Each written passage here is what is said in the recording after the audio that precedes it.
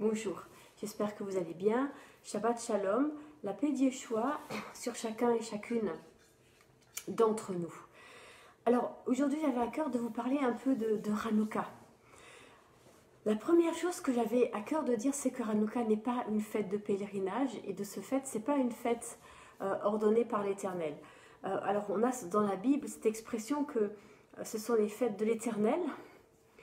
Et elle concerne trois fêtes qui sont les fêtes de pèlerinage, qu'on appelle aussi d'ailleurs les fêtes de pèlerinage. Et je trouve presque plus intéressant, très sincèrement, de dire fête de pèlerinage que fête de l'Éternel. Je vais vous dire pourquoi. Parce que l'idée de ces trois fêtes, c'était de monter à Jérusalem. Et c'est là où restaient les psaumes, vous savez, les psaumes de montée. C'était pas juste une montée spirituelle, vous voyez. Le judaïsme est pratique, et d'abord pratique. Et vraiment, il faut toujours avoir à l'esprit que dans le judaïsme, on a dit, Dieu dit, vous ferez et vous comprendrez. Et ça, c'est quelque chose qui traverse, j'allais dire, qui va au-delà du judaïsme, parce que c'est comme ça que l'homme est constitué. C'est quand on fait quelque chose qu'on le comprend. On a besoin que les choses de Dieu, finalement, soient incarnées dans notre réel. De ce fait, un exemple, quand Dieu il va parler de la pureté, eh bien, ça ne va pas juste être un concept. La pureté, ça va être jusque dans ta façon de te nourrir, de t'habiller. Un homme s'habille comme un homme, une femme s'habille comme une femme. Vous voyez, on a l'impression que c'est restrictif parce qu'on croit que c'est codifié. Mais en fait, c'est juste quelque chose qui relève plus de la cohérence, en fait. Et d'une cohérence entre corps, âme et esprit. Parce que si dans mon corps, je rentre dans cette dimension alors de la sainteté ou alors de ces fêtes où je monte physiquement vers Jérusalem, eh bien, mon âme se met en route aussi. Et du coup, l'esprit, finalement, quand on arrive au lieu dit, à Jérusalem, mon esprit est prêt à recevoir cette visitation de l'Esprit Saint. Vous voyez ce processus qui se met en route. Dans les fêtes de montée, donc on va vraiment les appeler comme ça, les fêtes de montée ou de pèlerinage, elles se situent à deux moments de l'année, à l'automne et au printemps. Et ça c'est important, parce que c'est deux moments clés dans l'année, vous voyez. Et on en a parlé un peu, de façon un peu, j'allais dire imprécise à l'automne, voire un peu confuse même, parce que je n'étais pas bien, pardon encore. Mais ce sont deux moments dans l'année agricole importants, parce que ça correspond à deux moments de semailles. Au printemps, on sème, mais à l'automne aussi, on sème, voyez, et on récolte à l'automne. Donc il y a à l'automne, il y a cette double réalité finalement, à la fois on récolte ce qu'on a semé et on vient de semer pour la récolte suivante. Donc il y a tout un jeu là qui est fait sur des paraboles qu'on connaît très bien, qui sont utilisées par Yeshua, la parabole du semeur, la parabole du bon grain et de l'ivraie, la parabole des 4 terrains. Vous voyez, rien que là, il y en a déjà plusieurs, des paraboles, parce que Israël est un pays agricole au fond. Et ça, quelque part, ça résonne peut-être plus dans la culture française qui, l'air de rien, est aussi un pays agricole. Et ça résonne, j'allais dire, autrement dans notre génération, où finalement on a perdu ce lien à la terre et on est dans l'immédiateté des choses, alors que finalement un paysan va savoir que les choses prennent du temps. Et bien souvent dans les activités qu'on fait avec les enfants, et même les maîtresses d'école le disent un peu, elles essaient de les réinscrire dans le temps. Et que parfois c'est un combat, vous savez, dans une classe, un enfant a fini un travail et il fait « bon, on fait quoi maintenant ?» Oh, oh. C'est toujours rigolo de voir que « oh, oh, prends le temps ». Et c'est quelque chose que, déjà quand j'étais enfant, on ne savait plus bien faire, mais je trouve que c'est encore plus difficile maintenant, parce que ça va encore plus vite maintenant. Donc de prendre le temps, et de se donner du temps, et de se réinscrire dans le temps. Et c'est ce que Dieu fait. Donc, cette fête d'automne et cette fête de printemps, vous voyez, elles sont finalement à deux bouts de l'année, on pourrait dire. L'automne, c'est une fin qui est aussi un début. Et là, c'est intéressant.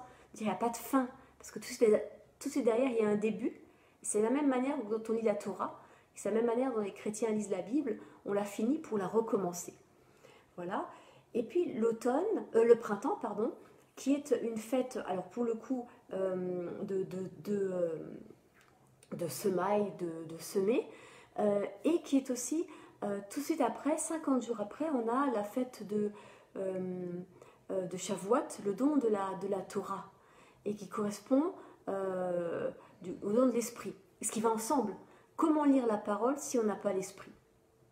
À quoi sert l'esprit s'il n'y a pas la parole? Vous voyez, l'esprit va nous éclairer sur la parole. Et Yeshua, je crois que c'est important. Bien sûr, il y a le Saint-Esprit qui dit va à droite, va à gauche, dans telle rue, tu rencontreras quelqu'un. On est tout à fait d'accord. Mais il y a aussi le fondement de comprendre la parole. Et la première chose que fait Yeshua sur le chemin d'Emmaüs, c'est qu'il leur ouvre l'intelligence pour comprendre les Écritures. Et je crois que ça, c'est important. D'abord parce que c'est Yeshua qui ouvre l'intelligence. C'est pas juste le Saint-Esprit, j'allais dire out of the blue. C'est le maître. C'est celui qui est le professeur. Aujourd'hui, si je voulais utiliser un mot, je dirais c'est le théologien, c'est le docteur de la loi, c'est Yeshua. Vous voyez? Donc on a besoin de cette intelligence-là humaine, visitée, éclairée par le Saint-Esprit. Vous voyez, c'est une question d'équilibre. On retrouve ça ailleurs dans la parole.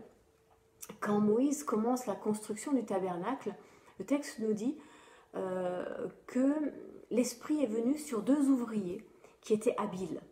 Et en fait, c'était des maîtres dans leur pratique de l'orfèvrerie. Ils étaient vraiment des grands très doués, en fait, finalement.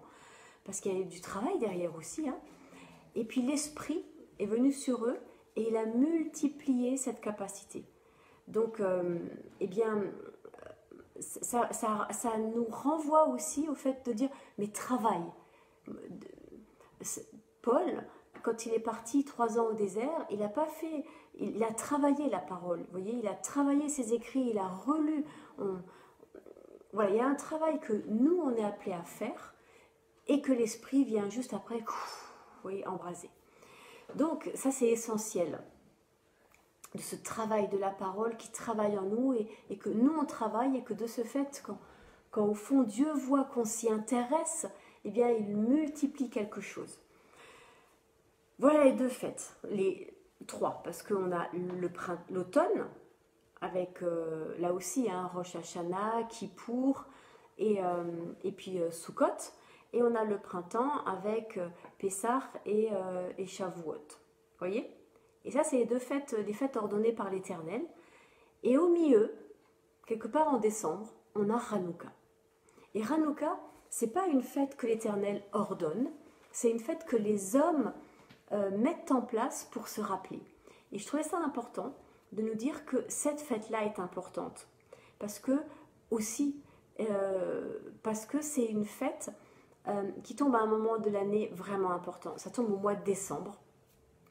Et moi, j'aime bien l'idée, et c'est un peu la direction dans laquelle on voudrait aller avec Huitanu, de vraiment faire coller cette fête beaucoup plus au temps de Noël. Vous voyez, comme si, voilà, ce qu'on a envie de vous proposer, voilà, on va être clair, c'est que de commencer à allumer une bougie 7 jours avant Noël, 7 jours avant le 24, et d'allumer une bougie par jour, comme on fait pour Hanouka. Alors les Juifs continuent à faire Hanouka, c'est quelque chose en plus, c'est pas quelque chose, on ne veut pas supprimer ce que font les uns et les autres, parce que les Juifs font Hanouka, les chrétiens ils ont quand même les 4 bougies de l'Avent, et nous on vient les dessiner sur nos fenêtres.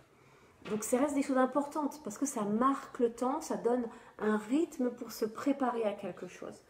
Et nous, on vous propose d'allumer cette bougie, la 8e, le jour de Noël, pour que ce jour de Noël, ce jour du solstice d'hiver, où c'est le jour le plus court de l'année, donc la nuit la plus longue de l'année, où au fond, on a peur, et c'était ça, la fête de Noël, c'est quand même une fête païenne, qui était pour lutter contre cette peur que le jour ne revienne pas.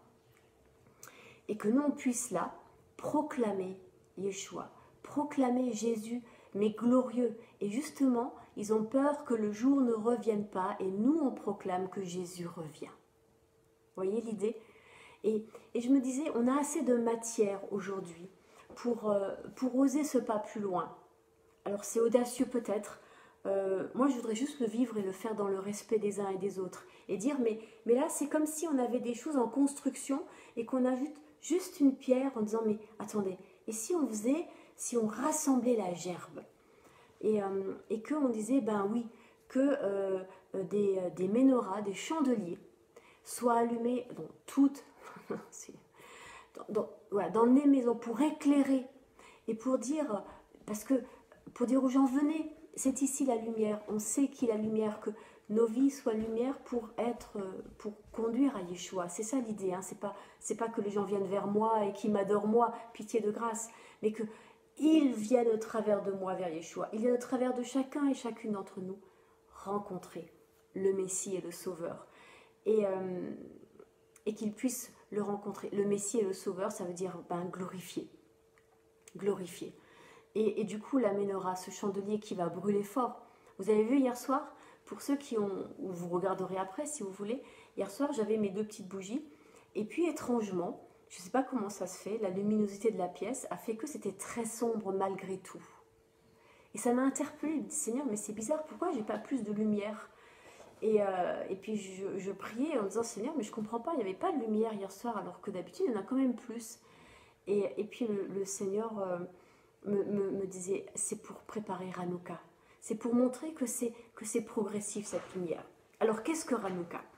La première chose qu'il faut savoir, c'est que historiquement parlant, Hanouka, c'est une fête c'est un événement, pas une fête, c'est un événement, ça devient une fête après, c'est un événement qui a lieu en moins 165 avant Jésus-Christ. Et c'est une victoire remportée par Judas Maccabée sur l'armée gréco-syrienne, les Séleucides, d'Antiochus, du roi Antiochus IV. Voilà. Donc, Israël, je redis autrement, Israël est occupé par le roi Antiochus IV, qui est un roi séleucide, c'est la culture, non, je sais plus, le peuple de l'époque, voilà, gréco-syrien, juste pour que ce soit un peu clair, hein, qui occupe Israël. Et ils ont fait quelque chose de très différent des occupations précédentes. Précédemment, quand un pays est occupé, on rase tout. Vous voyez, comme pour nier l'existence du peuple et faire comme si ça n'avait jamais existé. Lui, il ne fait pas ça. Il ne va pas raser le temple, il va le souiller. Et il ne va pas interdire la religion juive, il va au fond la pervertir. Vous voyez? Donc il dit, mais gardez votre religion, mais il va y injecter des choses, comme disait Ayelet quand elle avait 5 ans, du faux Dieu. Et du coup, ça va être l'essence même de l'idolâtrie que dénonce la Bible depuis Genèse 1. L'idolâtrie, c'est pas de remplacer une chose par un autre, c'est de croire en Dieu et de rajouter des choses. Vous voyez, je crois en l'Éternel, je crois en Yeshua, mais je pratique, je dis un truc énorme, mais je pratique, je lis dans les cartes, je fais, je crois au sort, je crois aux sorcières, je crois je sais pas moi, qu'est-ce que je pourrais inventer, aux médecines parallèles, un peu, voilà, aux puissances de l'univers qui vont me guérir, voilà, ce genre de choses où c'est du mélange. Et c'est subtil, parce que, effectivement, les puissances de l'univers qui guérissent, ben, oui, Dieu guérit, au nom de Yeshua, vous voyez, c'est très subtil. C'est plein de gens, souvent, sortent des pratiques un peu occultes, voire occultes carrément, en disant, mais je croyais faire le bien, c'était pour faire du bien. Et ces gens sont sincères, on ne peut absolument pas les condamner. Mais ils ne savent pas que derrière ces pratiques, il y a autre chose. Il y a autre chose. Donc voilà ce que fait Antiochus IV, qui est très intelligent. Et puis, mais il y a ce prêtre juif qui s'appelle Mattathias Asmonéen. Et alors lui, c'est intéressant, parce que grâce à un ami, hier soir on en parlait, je partageais ça avec quelqu'un hier soir, il m'a dit, mais d'où il vient ce Mattathias Asmonéen? Est-ce que c'est un Lévi? Et alors en fait, j'ai cherché dans la Bible, c'est un fils de Yohanan ben Shimon, qui était prêtre de la lignée de Yehoyariv, qui est le fondateur de la première des 24 lignées, des 24 divisions sacerdotales. Et c'est un descendant de Pinras. Et Pinras, c'est le 3e grand prêtre dans la Bible, à savoir dans Exode 25. Pinras, son histoire a été écrite dans Exode 25. Et il y a juste, mais presque, ça ne va pas faire 5 versets, qui racontent l'histoire de Pinras. Et en fait, voilà l'histoire de Pinras. C'est qu'il y avait une épidémie sur le peuple d'Israël. Et donc, ils ont cherché à savoir pourquoi. il y avait cette épidémie. Et Pinras a mis à jour qu'un membre d'une des tribus, vous lirez l'histoire, hein, je ne vous la raconte pas bien, comme ça vous donne envie de la lire. Un membre des tribus de l'histoire, en fait, était en couple, pas marié, et en couple, intéressant, avec une étrangère, une femme du pays qui adorait les autres dieux. Vous regarderez aussi quelle tribu elle était, quelle nation elle était. Je ne voudrais pas trop aller loin. Et Pinras prend une lance et il les tue tous les deux. Et c'est absolument incroyable comme acte d'une telle de violence, de violence. Mais en fait, il faut aller au-delà de cet acte, parce qu'en fait, Pinras, et à cause de ce geste, l'Éternel dit à Pinras, tu seras prêtre. Pour toujours, il y aura une descendance chez toi qui sera prêtre, parce que Pinras, en faisant ça, bien sûr, il tue un couple, un homme et une femme, mais surtout, est-ce que Dieu voit quelque part? Vous voyez, nous, on a ce côté de la chose, et Dieu, il regarde de l'autre côté. Et de l'autre côté, il dit, cet homme-là est consacré. Cet homme-là est pur. Cet homme-là ne souille pas le mariage qui est l'alliance. Le mariage symbolise l'alliance. L'alliance entre un homme et une femme. Mais au-delà de cette alliance entre un homme et une femme, qui, comme vous le sentez maintenant dans le judaïsme, il faut que ce soit concret, et bien cette alliance reflète l'alliance que Dieu fait avec nous en Yeshua. Et cette alliance est comme l'alliance du couple, est éternelle.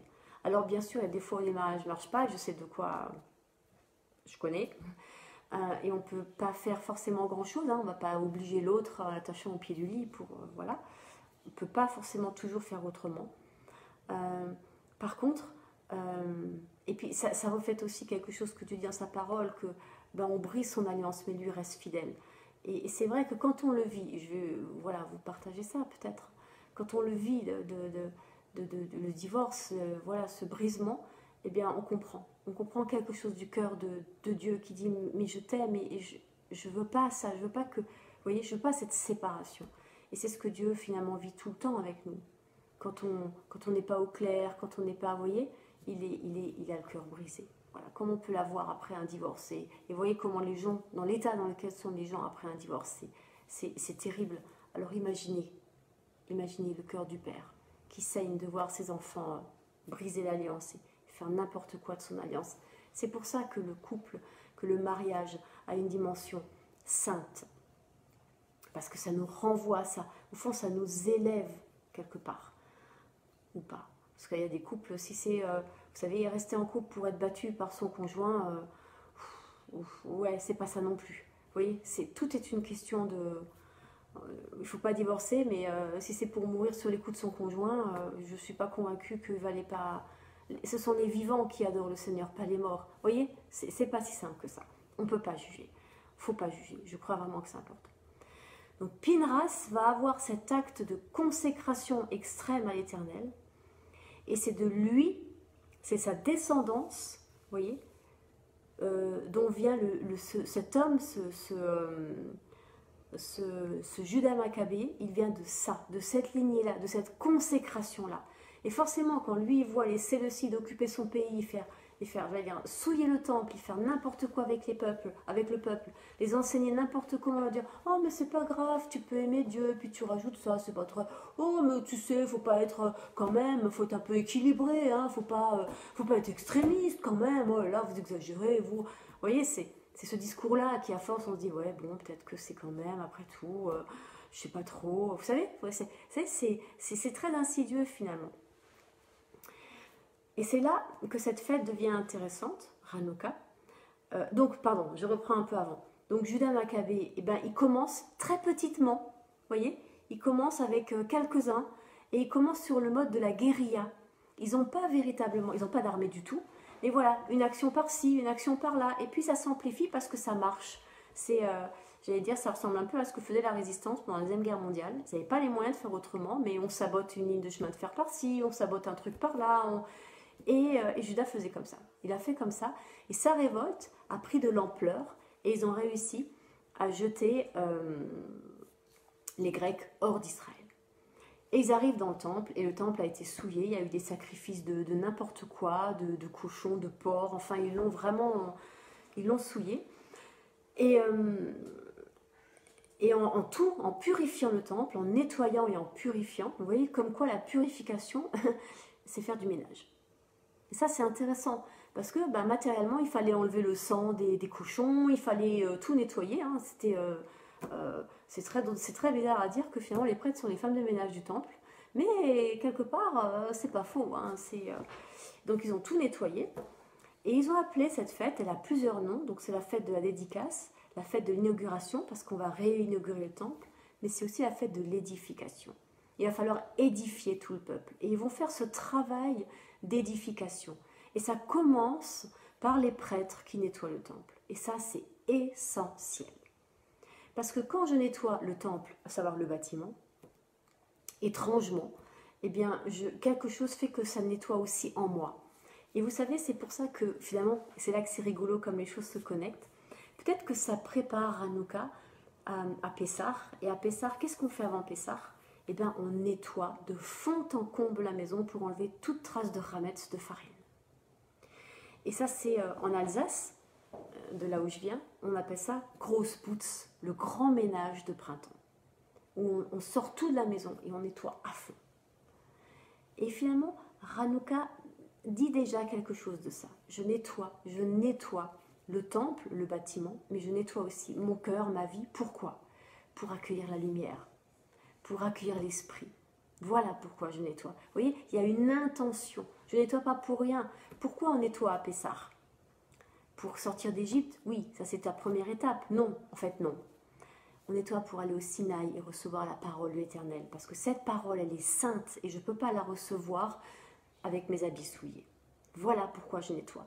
Pour recevoir la parole de l'Éternel. Je ne peux pas venir comme ça recevoir cette parole de l'Éternel. Je dois être propre, purifié. Tout ça va ensemble. Et donc, cette fête est une fête de l'inauguration, la dédicace. Et puis, ils ont eu un choix à faire. Parce qu'ils retrouvent, dans tout ce bazar, finalement, ils retrouvent une fiole d'huile. Une fiole qui suffit pour allumer le chandelier un jour.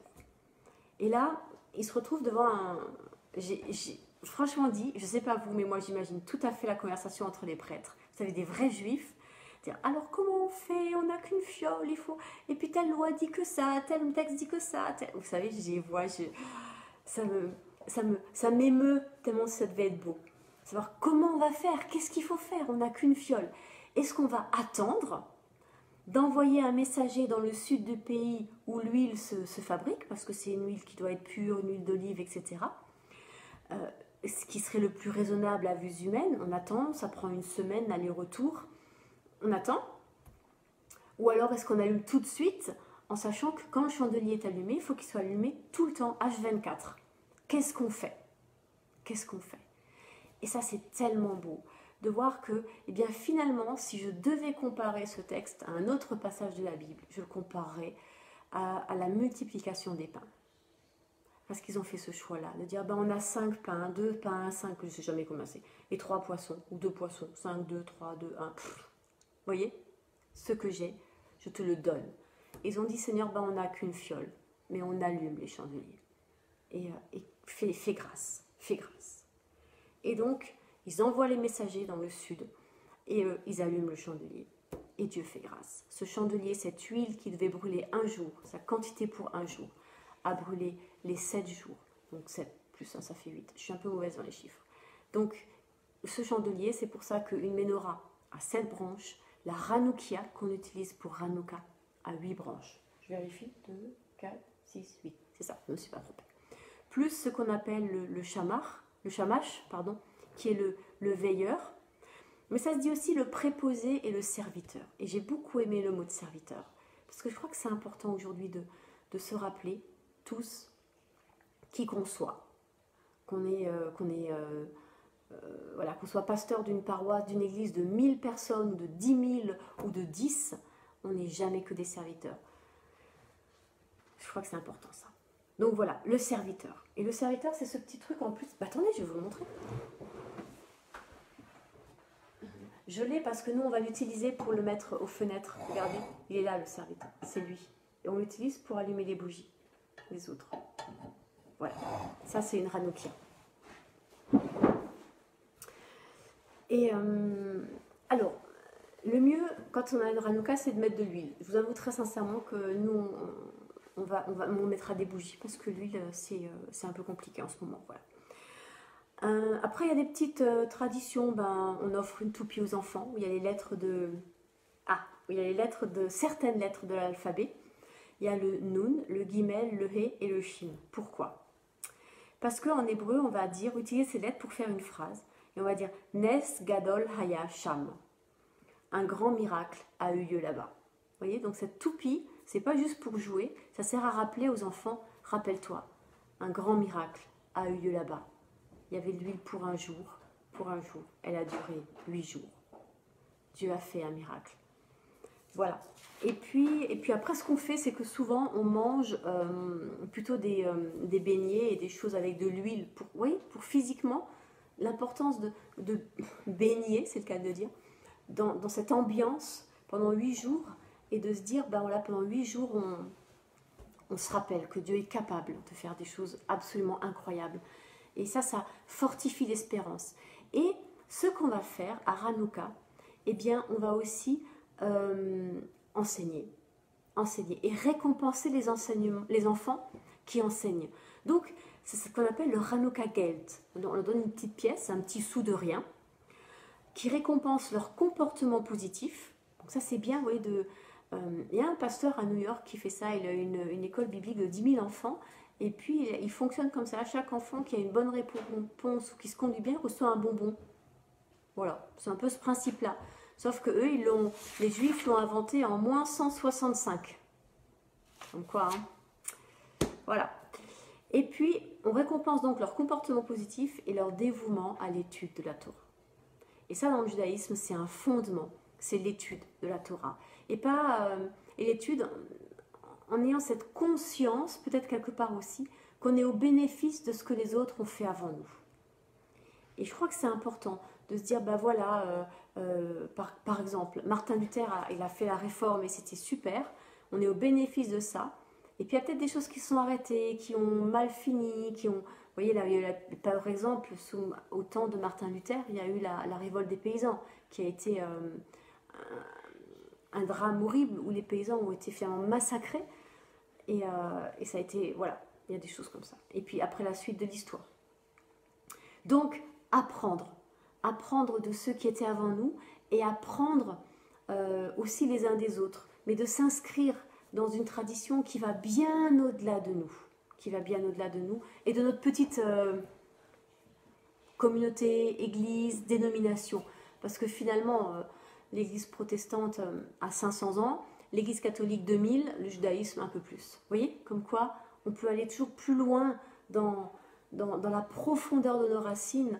Et l'église protestante a ses racines dans l'église catholique, et l'église catholique a ses racines dans le judaïsme. Vous voyez, comme quoi c'est important de descendre dans les profondeurs de la parole et de ce que les uns et les autres ont pu recevoir.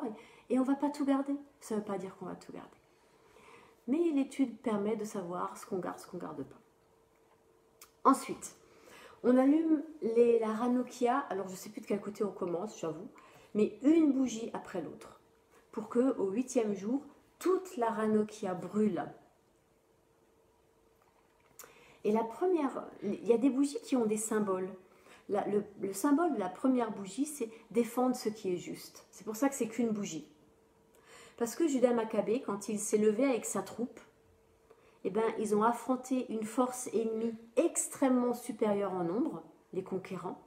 Eux, ils étaient tout petits.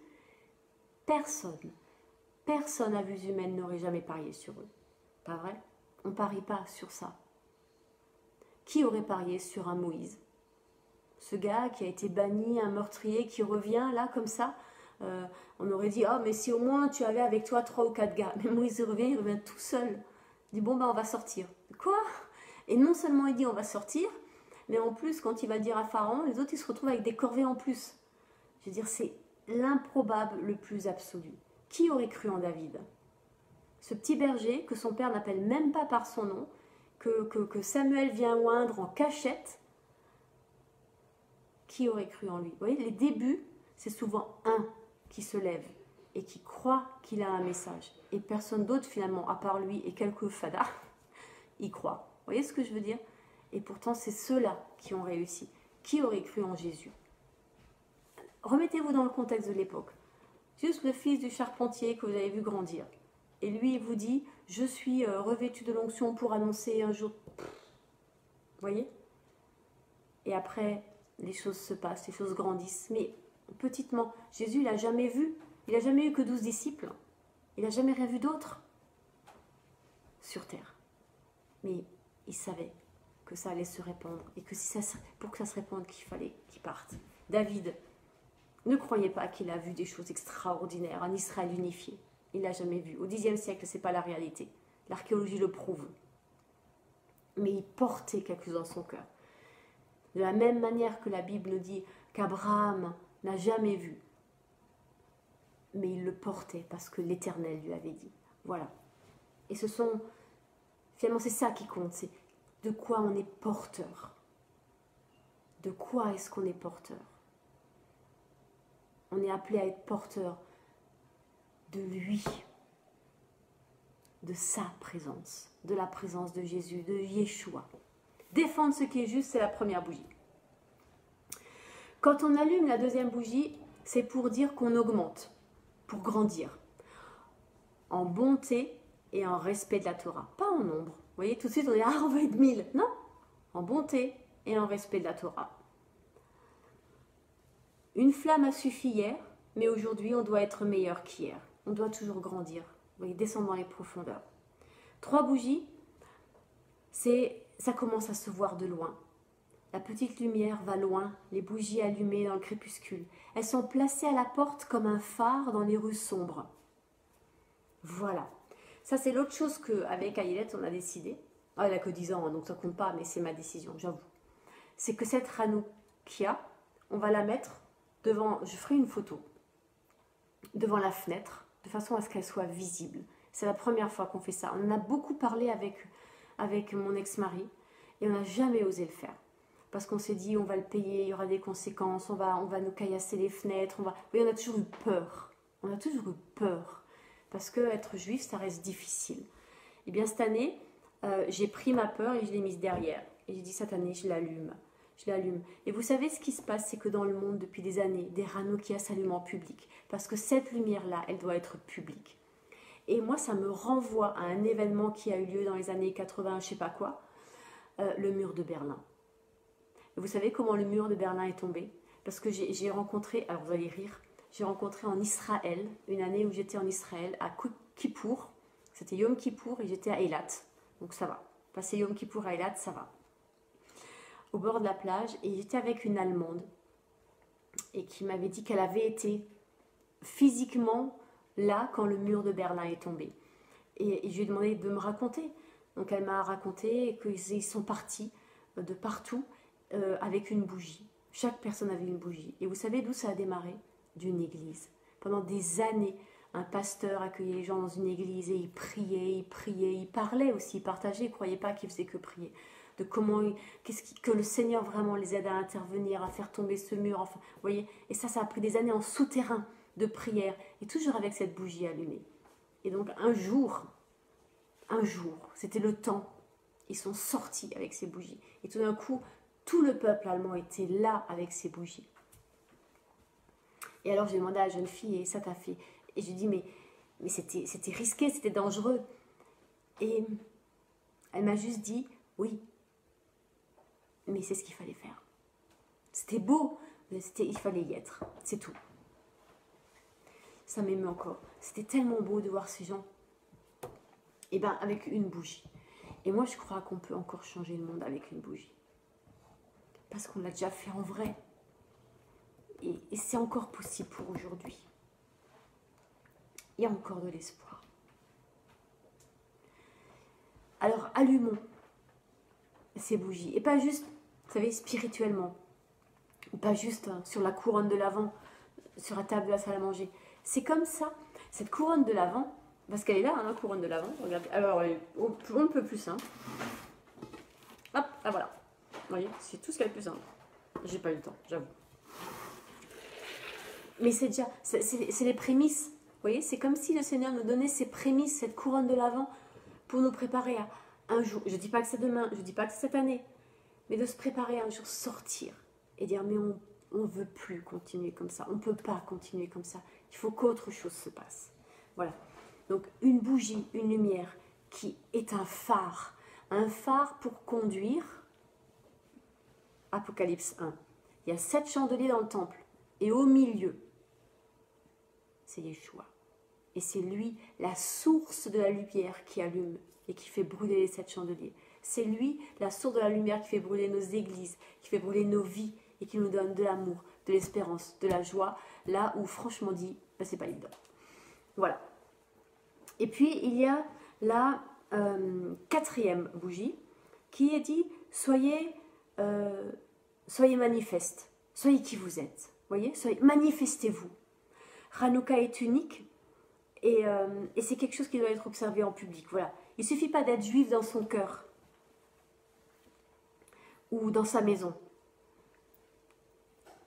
Et il faut que cette lumière qui règne à l'intérieur règne aussi à l'extérieur. C'est une flamme de la bonté divine qui transforme l'obscurité en lumière. Vous voyez, il y a toutes ces idées-là.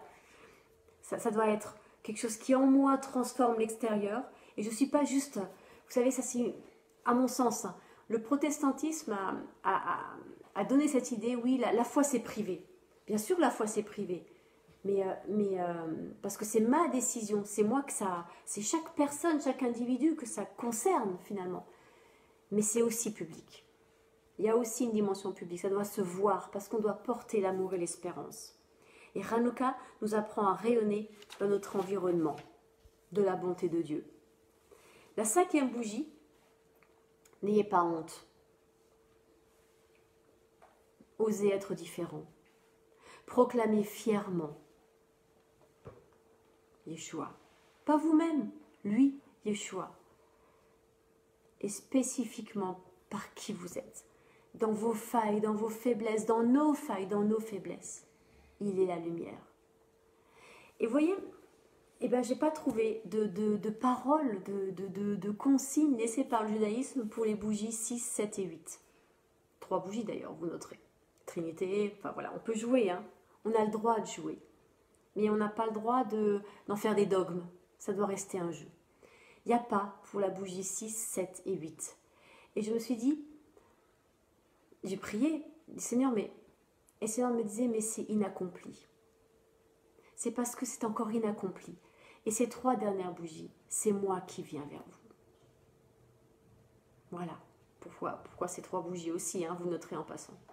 Parce que ces 3-là, c'est lui qui vient vers nous. C'est un peu comme le sacrifice d'Élie au Mont Carmel. Nous, on prépare le bûcher, on prépare l'animal. Et parfois, on a même la foi pour tout mouiller, tout détremper. Mais le feu du ciel, c'est lui.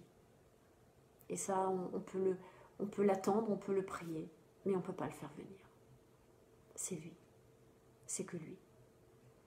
Alors que cette fête, qui se situe entre les fêtes des montées, entre les fêtes de, comme j'ai dit avant, de pèlerinage, des montées, que cette fête, qui est une fête d'édification, nous édifie, et qui est à mi-parcours, juste nous donne les ressources nécessaires pour dire allons ensemble jusqu'à Pessah et continuons à sortir d'Égypte. Ce sera toujours ça. Chaque fête est toujours connectée à la sortie d'Égypte. Que le Seigneur nous édifie et que nous brûlions de son amour et de sa présence.